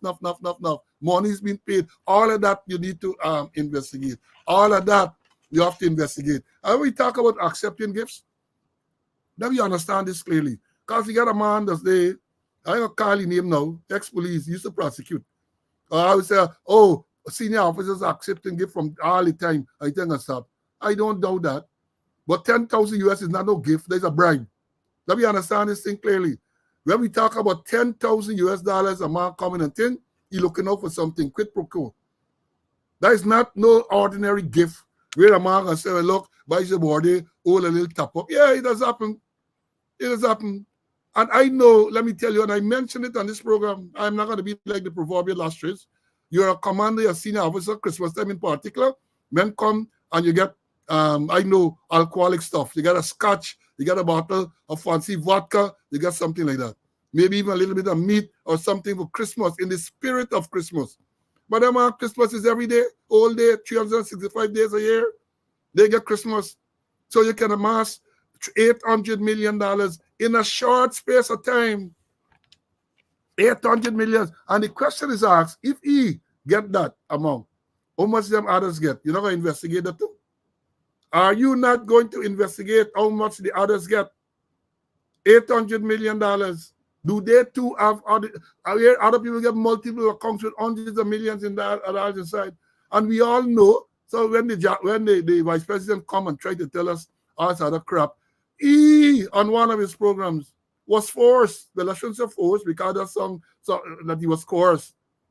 He was moved, I should say, to say that the sandpit arrangement, what Brutus and Aiken applied for, is that government is not going to approve it. Oh, let me big conflict you would have seen right away. We commented on it. Here you have the commissioner acting and the man who is there sitting in the admin. They're applying for sandpit. In other words, they're going into business. And I have said before, and I'm repeating it here, is that it would appear that the police force, the police work is a side hustle. They're more interested in business. They get mine, they get sandpit that they're going for property around the place. Prime property, Georgetown, $85 million for property. Assistant commissioner buying it, demolishing it, withdrawing 67 point something million dollars from his salary account to pay for it. And as Mr. Conway said, you want to tell me all of these institutions sit back there and did not see that something is wrong? They sit back. It is collusion or it is negligence, and a proper investigation. We'll see enough of them taking the marching out, enough of them going home because they were neglectful, they were negligent, criminal negligence. Criminal negligence. Let me go into the other part of God and Moses' story, man. This is the last part of this story. Soku had in the statement, I'm reading the right part. Then, yeah. He says, Soku Ed, in a statement to the court, said that he believes that the monies in the bank accounts linked to Brutus, his wife, their son, and their companies are suspected of being proceeds of crime. And he further suspect that the assistant commissioner colluded with his wife to commit serious offenses that have been found to be in contravention of the Anti-Money Laundering Act. Soku is saying, Assistant Commissioner Karim Fazilbash, head of Soku, is saying in an affidavit in court, a legal document, right? You have to sign. If you lie, you can be charged with treason for perjury.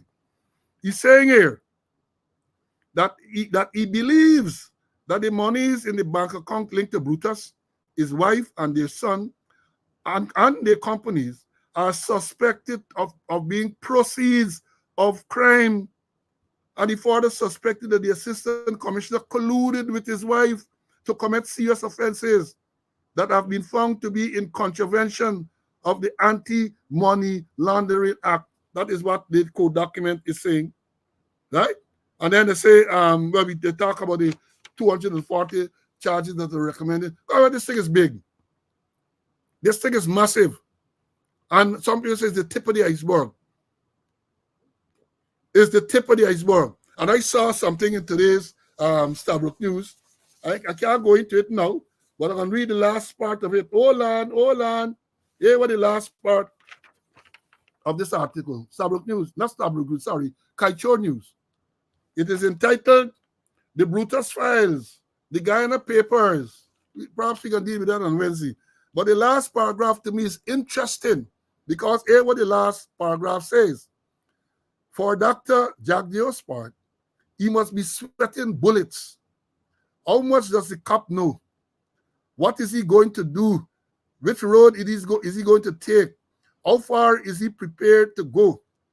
To show that he is not slack, Jagdio went on the attack. We have the files. I send him an early Xmas gift. He must be familiar with the old Guyanese saying, knock, get knocked back. For sure, Boss Chief Jagdio is not a stupid chap. So, as this matter unravels, time will confirm whether this is another case of Jagdio bluff or whether it is one of Brutus' bluster.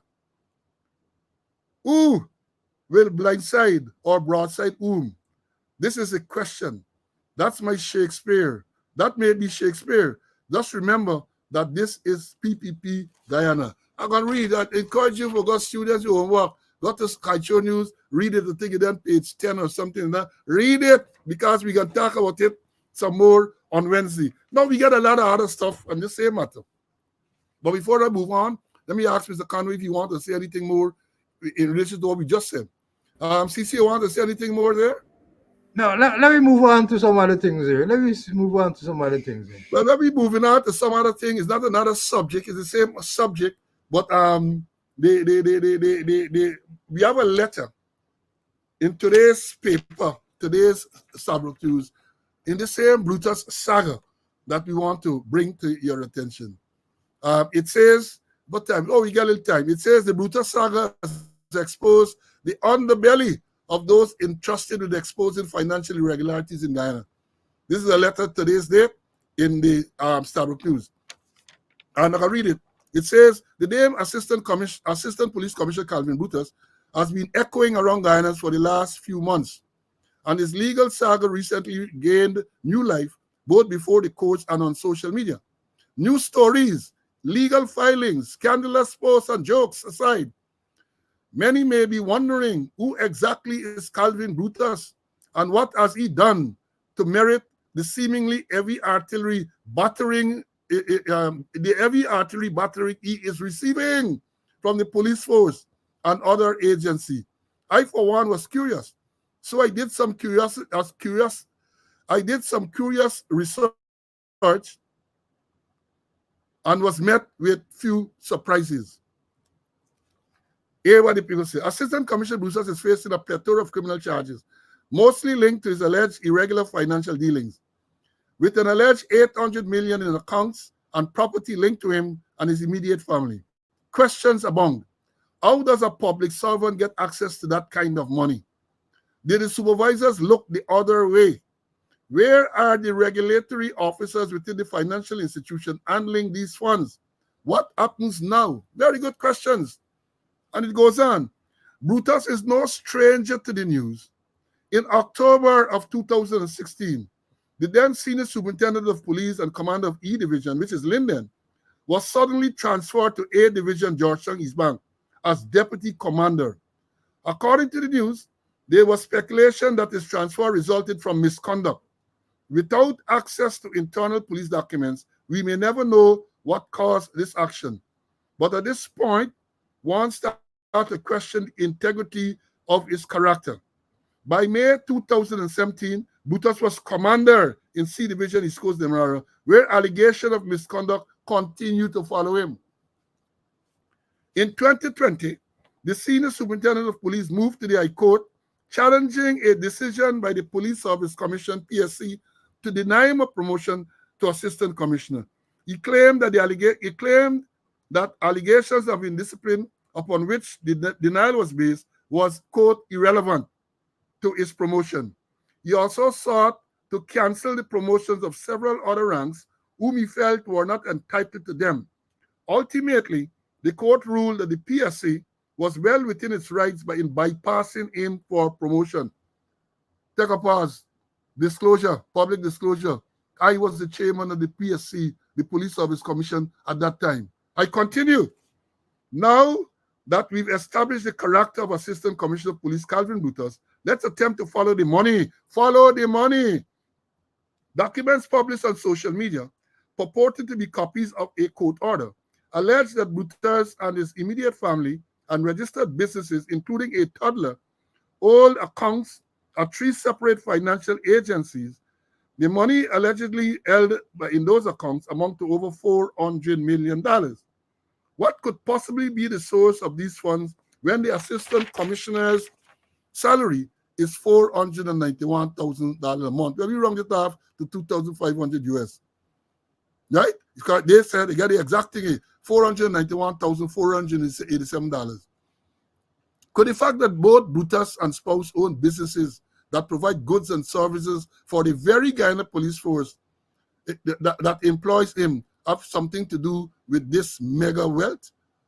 How was this allowed to fester? The financial institutions involved in this case are not without blame. According to Guyana's Anti-Money Laundering Law of number 13 of 2009, section 15.4d, when opening accounts for politically exposed person, and there is any individual entrusted with prominent public functions, financial institutions are required to make reasonable efforts to establish the source of the wealth and property. It is a requirement that a manager be called to inspect the application of such a person.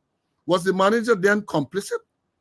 Of note, most of the larger amounts held reside in multiple accounts at the same bank. That in itself is a red flag, even without the political person caveat. Someone was either sleeping on the job or helping to facilitate the fraud. The Special Organized Crime Unit of the Guyana Police Force appeared to have woken up and is making progress in the case. Notably, though, many persons are skeptical about the ability of the Guyana Police Force to conduct a fair and effective investigations of one of its own senior ranks. Given that the financial data actually comes to SOCU from the Financial Intelligence Unit within the Ministry of Finance, I have hope that with the preponderance of the evidence that have already been discovered, the Assistant Commissioner will at last be held accountable to the people and the law. Brutus has since filed a court action against the Guyana Police Force, SOCU, the Police Commission, the government, and several others, citing several recent actions taken against him as illegal and vindictive. Now, if we were going to give Mr. Brutus the benefit of the doubt, as we ought to, we would have left an 800 million unanswered question. How did a police officer get so rich? How did a police officer get so rich? Now, what about these banks? The Constitution of Guyana does appear to allow for the formation of 2 regulatory bodies to oversee the compliance of financial services businesses: the Guyana Compliance Commission Act of 2023 and the 10-member Anti-Money Laundering and Countering Financial and Terrorism Authority. Whether these already exist and are functional, I do not know. But if they are, I would certainly like to see them enter the chat and have these institutions pull up their socks and get truly compliant. At a recent press conference, Vice President Jack Teo assured us that the government would not protect Brutus and he should be expected to face the music where the charges against him are concerned. I'm trusting that declaration and also hoping that the banks are equally made to answer for their actions. The Vice President's announcement that no one is above the law is reassuring, and I look forward to seeing this in action. That is what I'm reading here to the thing. CC, your comments. Yeah, The writer, I think the main thrust is the role of the regulatory officers, the regulatory body, the officers there. Nobody in pick up what's going on. Nobody, they have no oversight. And then what happens to the Ministry of Home Affairs? The PS there is the accounting officer. And what happened to the Ministry of Finance? Is my mom that nobody in pick up? So many regulatory bodies there and nobody in pick up with this massive amount of money, $800 million. And then the chief, and then it just belong to behavior. We had early warnings about Brutus. We had early warnings in Borbies. We had early warnings in East Coast. We had early warnings at Linden. And then early warnings in Georgetown and elsewhere. And the Chief Justice that is self-serving. Nobody in pick up anything. Yeah? The policing had no early warning system, or we call early intervention system. And that's why I made the point before, and I'm gonna continue to make the point that this police work is about behavior. And behavior is a major phenomenon that the police gotta deal with. The police has gotta deal with his superiors, his peers. If you have subordinates, gotta deal with members of the public, gotta deal with his friends, his family, and also he's gotta deal with his own behavior, His thing is about behavior. And that's why I'm pushing the point that there's need for a behavioral science unit in the Ghana police force that will pick up early warnings, that's going to make early interventions. And I think the University of Guyana has a behavioral science department, and are saying over and over again that they need a behavioral science unit in the Guyana police force to deal with behavior from the recruit level till up to the commissioner level. And unless you address behavior, unlawful things is going to happen. It's going to happen, and it's going to continue to fester, especially at the highest level in the force. It will continue to fester. Let me say this, let me put this up. Okay, Ramla said, PS, I guess he referring to me, Paul, so, and CC used to accept gift too. If you are following the program, I tell you, people give you gifts. Christmas time in particular, and anniversaries, you get a bottle of scotch, you get something like that. Christmas time, you get meat, you get all sort of gift, and so on. That is a culture. But $8.5 million is not a gift. That is bribery. 10,000 US is not a gift. 1 million US is not a gift. There is not gift. There is pay for play. That is pay for play. And let me say this to you. As I've said, I know when you join the program, we don't hide anything on this program. I sang and I said I referred to the ex-police who was born. Oh, police officer, senior, not only senior police officers. It is a culture, yes, somebody can bring it in the country, they give you a bag of rice, they give you a little paddy, they give you something of that nature, a bunch of plantain, couple of cassava, coconut, they will bring this thing for you. Wild meat, people come out of the bush, they bring little wild meat, and they give you an all this thing. But we're talking here about scale. This is massive corruption. This is beyond the ordinary gift. 10,000 US, 1 million Guyana dollars, which is approximately 5,000 US. We're talking about an account of this man and his family, 800 million Guyana dollars. We're talking about a 4-year-old son with 2 accounts totaling over 14 million Guyana dollars. Them is not gift. Them is massive, massive corruption. Now, let me say this to you as we're closing in on the 2-hour period. I saw on Saturday, I think it was Saturday, was the 19th, huh? Yeah. U.S. paying attention to corruption allegation in the police force. This is Dennis Shabal from Demerara Waves. He writes an article saying this was last updated on the 19th at 8:42. American Ambassador to Guyana Nicole Tirat on Friday said that the United States was paying attention to the swirling corruption allegations in the Guyana police force.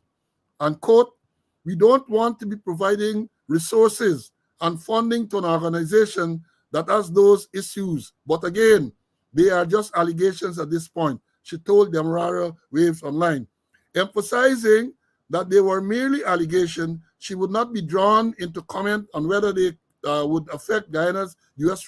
security cooperation with that civilian law enforcement agency. Quote, they are just allegations, so you would have to see how the proceedings work themselves out, she said, end of quote. The U.S. envoy described our country's relationship with the Guyana police force as, quote, a strong one, in which the local law enforcement agency could, quote, adjust how they do business, end of quote. What we aim to do, quote again, what we aim to do is build their capacity and help share the best practices that we have in the United States with them. And that does come with providing equipment and resources, end of quote. And then he go on to say, the U.S. said that they are watching. And I'm glad that they are watching. I am glad that they are watching. Now let's see what they will do. She said allegation, yes, because they are merely allegations. But allegations have to be credibly investigated. Perhaps the government, if they are interested in having a proper investigation, will approach the U.S. for them to provide some assistance in investigating these matters. And the matters include, don't forget, the matters include not only the allegation to the police force that is servicing here now, right? But we're talking about other allegations like this one, for example. Sit there and fabricate that. Unless you say who the person is, I can't comment on anonymous people. Okay, well, let's talk about specific individuals. What is your relationship with Mr. Su Jurong? Su? Oh, Su? My relationship? Nothing. He's a tenant in my place, yeah. And he's a good friend of yours? Yes, he is a friend of ours. He is a friend of ours.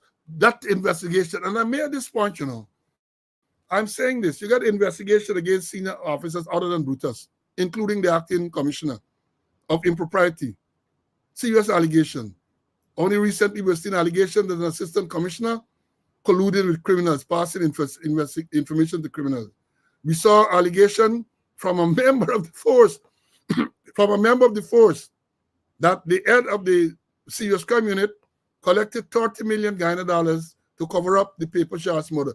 These are all allegations, but they have to be properly investigated.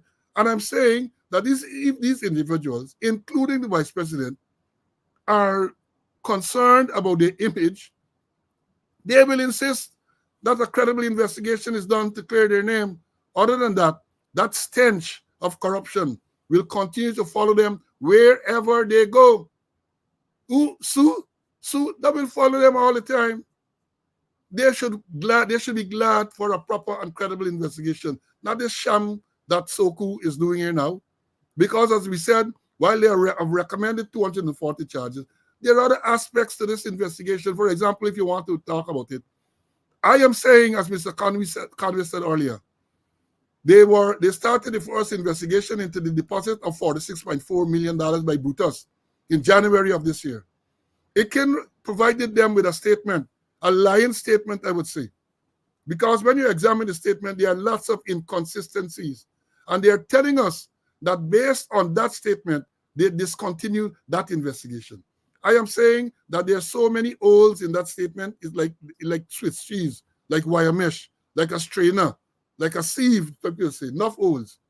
And that alone should call for a reopening of that investigation. Among the things he said in that statement is that Brutus went to him on September, I'm quoting it, on September, showed him a wedding invitation that he got married on the 11th of November 2023 at the Pegasus Hotel. And later on in the same statement, he's saying that he reserved the Pegasus Hotel for Brutus. That is an inconsistency which ought to be delved into. He said that he has this policy to motivate people where they collect money from friends and take care of board days and wedding. A proper investigation would have asked the question, how many others have you extended this type of hospitality to? How many other weddings you cover? How many board days? How many anniversaries? These are questions that investigation should ask. And then ask them. He says that he collected $8.5 million in an envelope. Well, you got to show me the envelope because I've said before, there's a big ass envelope to collect 8.5 million Guyana dollars. 8.5 million from this businessman. And he further said that he counted the money in the commission. They didn't say in the commission office, but it is implied that the money was counted. And I am saying that there's misconduct in public office. To sit there and to collect $8.5 million from a businessman. And again, the man will comment, there is no gift. That is bribery. That is paying for play. To collect $8.5 million from a businessman. And I'm saying, Jagdio said, not me, Jagdio said last Thursday that the government never sanctioned any policy for police officers and other public servants, I'm paraphrasing here, to collect money. And then he said it is reprehensible. Jagdio said such action is reprehensible. And therefore, I am asking the question, if this action is reprehensible, what are you going to do about it? What are you going to do? What will the government do about a reprehensible act by the acting commissioner where he sits in the office, collects $8.5 million from one businessman? So even though he had to reach out, he claimed to his friends and stakeholders, one businessman. What happened to the others? These other friends and stakeholders did not also provide anything. I am saying that that statement alone, it is such an indictment against Ikin. And you know, there's a man that they're going to make commissioner of police. They are hell-bent. Again, there's an editorial in today's Starbrook News that I want you to read, because the editorial ends by saying that it is entitled "Big Trouble in the Police Force," and the editorial ends by saying that Mr. Ikin, but let me read what the editorial ends by saying, that the government want that deprofessionalizing the police force must come to an end, and the public has to be provided with some assurance of how the government intends to do this, even if it tries to parachute the acting top cop, Mr. Ikin, into the substantive position which he is not suited for, and which, in any case, would be unconstitutional. Yeah, read it yourself. Read it for yourself. Read it for yourself.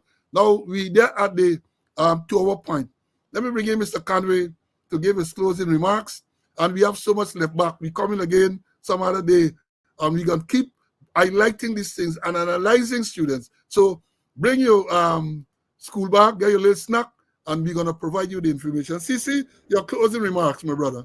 All right. In response to a query from one of our students here, I must be the first to admit I receive gifts. And I turn down plenty, because I know the difference between a gift and a bribe, where people want preferential treatment. And I charge person for offering me bribe.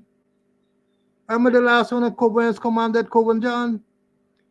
And I went to court 34 times because they set it up. They're waiting for a day when I turn up. As an assistant commissioner, I went to court 34 days, 34 times. And I testify, and the guy was convicted. But we talking about financial irregularities, and this one came up recently. In the special constabulary, there are two sets of ranks there. We call it the regular, the special constabulary, and then call it regular special. Those who working with the ministries and other things, where the ministries and so will pay for them. Now, since this quarter came on board, he changed all of that, where there's just one set of police there, special constables. There no regular special constables, all the constables. But the ministries and other departments still continue to pay their salaries.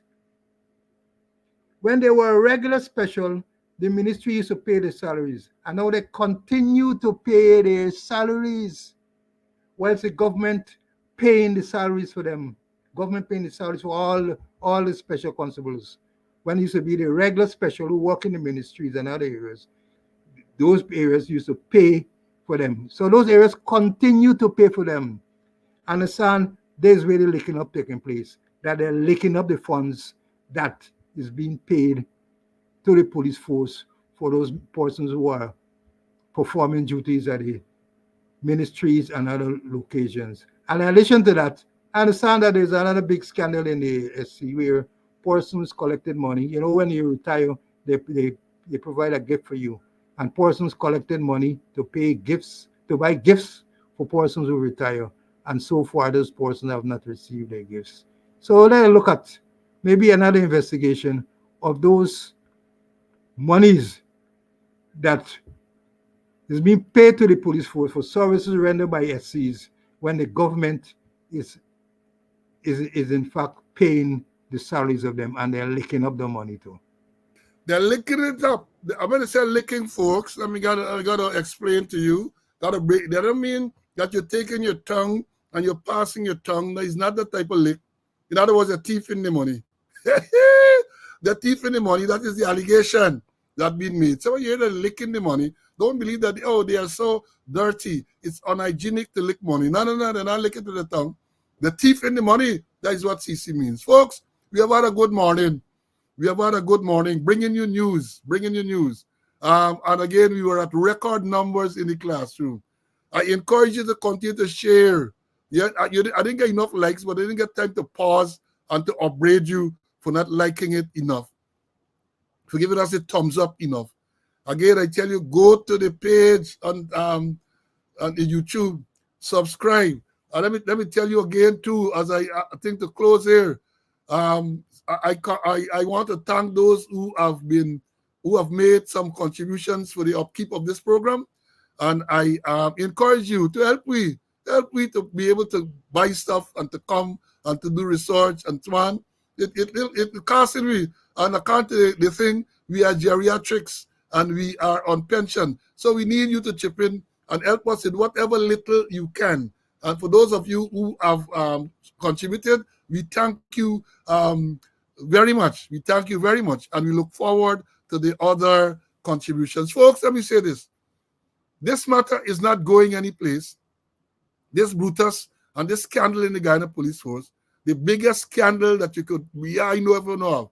Of course, you have had other things during the troubled period of policemen accusing of murdering people and all this. But when you have people at the top, and they're only talking about Brutus, more of them get properties all over the place, enough big bank account, In the Brutus matter to the investigation, they haven't been telling us about the driver of Mr. Brutus, who's alleged to have withdrawn $50 million. The Soku went to court to get an order to freeze the account, and it is reported, it is alleged, that when Soku moved, the man carried out the $50 million.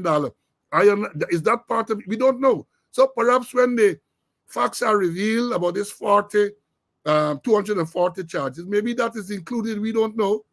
But we're just reminding them about the many cash advances that Brutus colluded and approved for his secretary and his driver. I hope all of those are part. If not, we're going to continue to call for a more comprehensive, or as the AG says, the investigation should be expanded to include all of those financial irregularities. So, folks, until we meet again, we are scheduled here now for next 2 days, Wednesday. I tell y'all, subscribe to the channel and follow. Things moving quickly. And for all you know, we might decide that we're coming back sometime soon. Who said we ain't going to come back today or tomorrow? Subscribe to the channel and subscribe to the channel on YouTube. Hit the notification button. Follow the page on Facebook. So if we got to come to give you breaking news, we will do so. We will do so. We got to keep, they're blaming we, enough of them saying, well, not blaming, they're saying it's slow and Conway kept this thing on the front burner. They started with this $16.5 million. But even before the 16.5, we were talking about the large cash advances that were approved by Brutus. We have the receipts. He like got the code. So he can go to court again and say, we defaming it. Because he sue me, said about defaming. Talking the truth, he said defaming. The matter went before the judge, it was thrown out on some technicality. I understand that he has appealed, the appeal ain't coming out. Because he can sue again. What, defaming? Jack Joe can defame you now. They're going to got you and only defame you. Jack Joe say, get the files. He asked the files. He has seen the files with all the financial irregularities when he was there at that bill. I know it with some sense of humor that Jack Joe don't call his name, Jack Joe said the individual. But we all know he talking about when he was there as admin. Who individual been there as admin? Folks, I can go on and on, but I'm not going to take your time up any longer. God's Spare Life, we're going to come again. The schedule is on Wednesday. And God's Spare Life, we're going to be here again. In the meanwhile, we ask you to continue to be safe. Take care of yourself. Take care of your loved ones. And we'll see you on the next episode. Until then, bye.